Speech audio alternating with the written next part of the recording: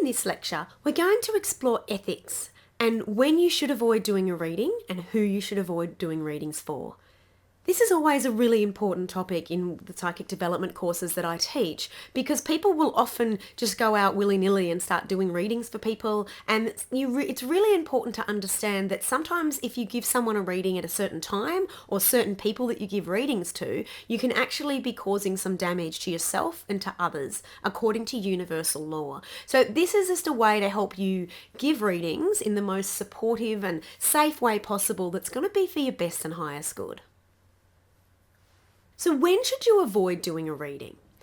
It's really important that you never give a reading for yourself or anyone else when you've been tired, when you're vulnerable, when you're raw, when you've had a shock yourself. It's really important to have boundaries when you're doing readings. So say, for example, I have had my own personal experience where something's gone wrong in my life.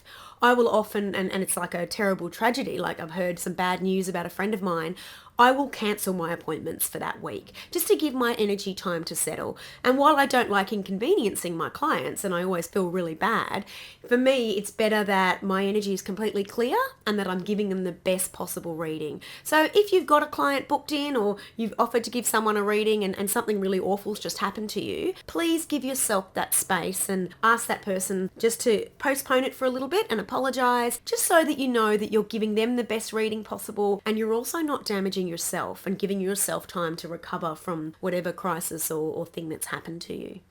It's also important to avoid doing a reading if you've been consuming drugs or alcohol. The reason being that it can cloud you and it can also make you more open to dark entities coming in. So if you've been drinking, then please try not to do readings. Or if you're taking heavy drugs, please try not to do readings. A student from my other course actually asked me if she thought the medication she was taking was stopping her from connecting. And I said, well, it depends on the medication. Like if you're taking a medication that you've had for a long time and it doesn't make you feel like a zombie and it's just normal medication, then that won't necessarily interfere. But if it's something that really impacts upon you and makes you feel tired or worn out or exhausted, then it is probably not a good idea to be taking it and trying to do readings. Just for those reasons that you want to make sure that you're not opening up to dark entities, and also you might get some cloudy readings.